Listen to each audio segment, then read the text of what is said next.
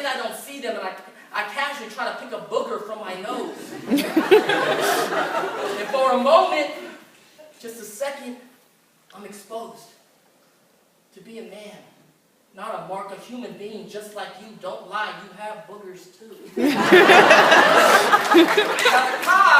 the cop just continues to roll down the street, and the gangsters, well, they just laugh, and then they just leave. Sometimes when you see a little bit of yourself in someone else, it could set you free. And the funny thing is, I'm probably from where they're from. The other side of town, and I'm just trying to get home.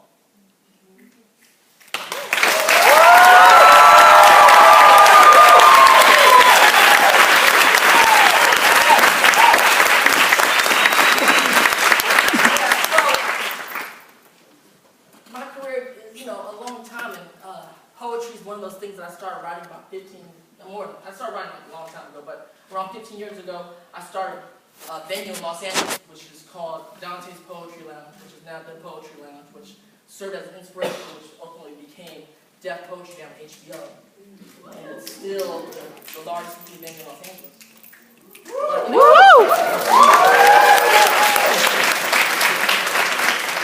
Now, over my 25-year career, I've been fortunate to have interesting characters that seem to have struck an accord over certain generations.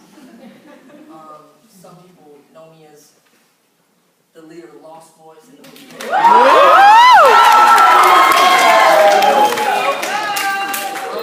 Some know me as the boy who turns into a dragon from Disney's American Children.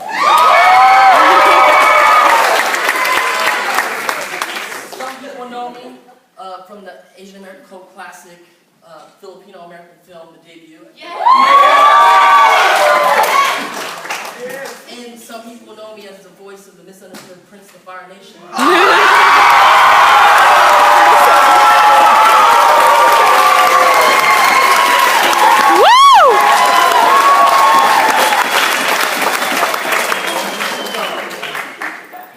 Yeah, Prince Zuko.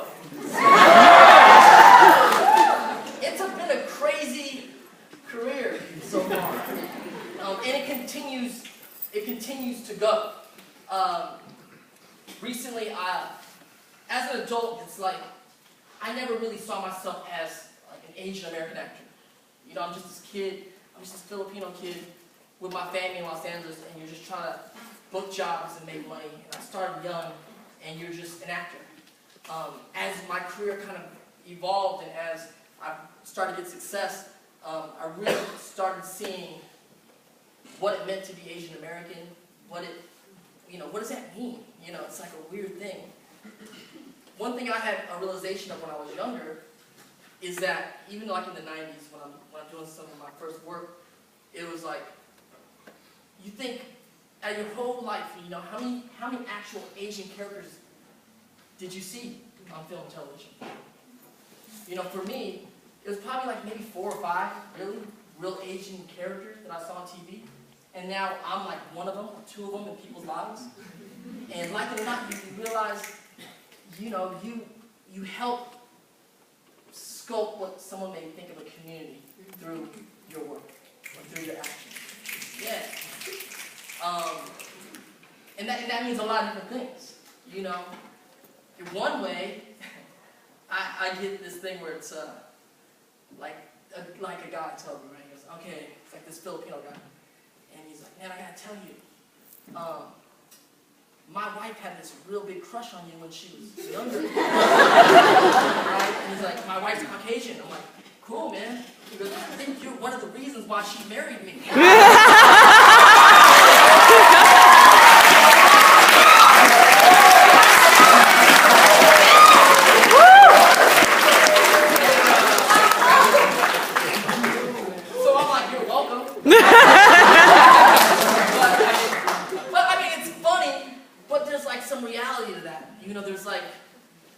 Certain things you do as an artist or as whatever you guys are doing, doctors or being people in the world, the things that you do, it ripples, right? Things happen that you didn't even expect to happen.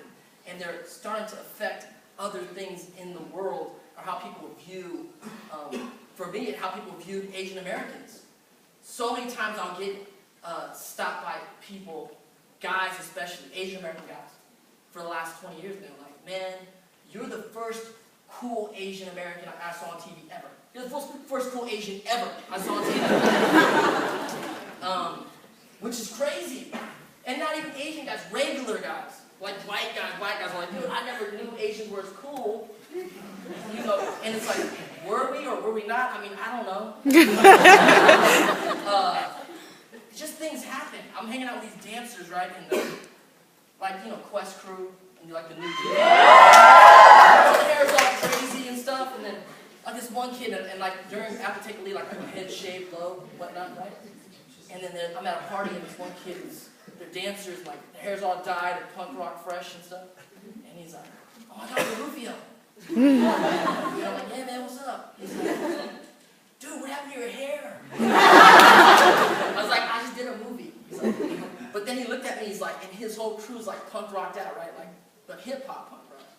And they're like, he's like, you started this whole thing. You're gonna grow your hair back. And I'm like, this stuff is crazy.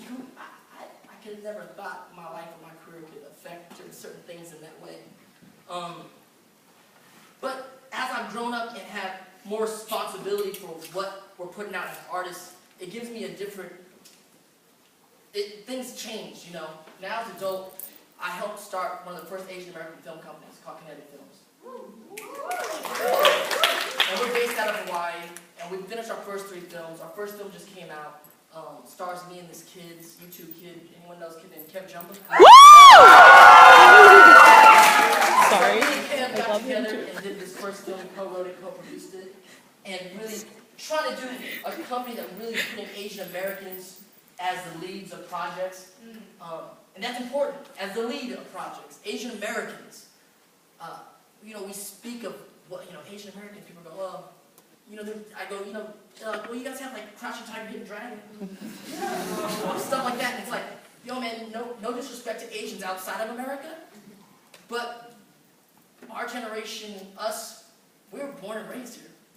We're Americans that happen to be Asian. And we're at a place in America where you go, who's the most famous Asian actor? And people still go, you know, Jackie Chan, Jet Li, which they're dope. They're amazing artists. I would never take anything away from them. But we have stories. We're here. We're just as much part of the American fabric as everyone else in the world. And that means we need to have our voice out there, and we need to start making this work.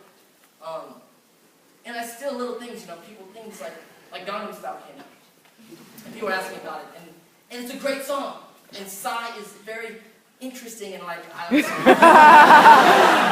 not like everybody else, but I blogged about it. Where the one thing that is not, you know, discomforting or whatnot is the way that like American pop culture sucked up Gangnam Style Psy so much that really it still reinforces the fact that people think of Asians as foreigners. Like they're a foreign thing, you know. And there is truth to that, but it's on us to really, as this generation of Asian Americans, really start going, but this is our voice. This is our story. It's not unlike many of your stories. The room actually involves most people, most different cultures in the room, because that's what America is today. And it's really on us to really kind of take that next step. I keep talking.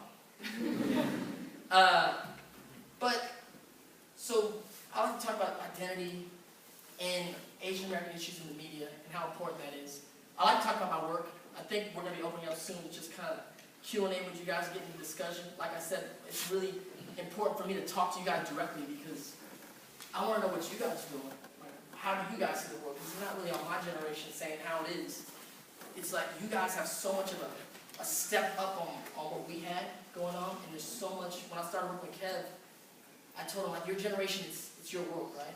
There's so much that my generation can learn from your generation because how fast you guys are moving, how the internet and how technology has changed what's going on, how you can put product out right now and really impact the world in a strong way.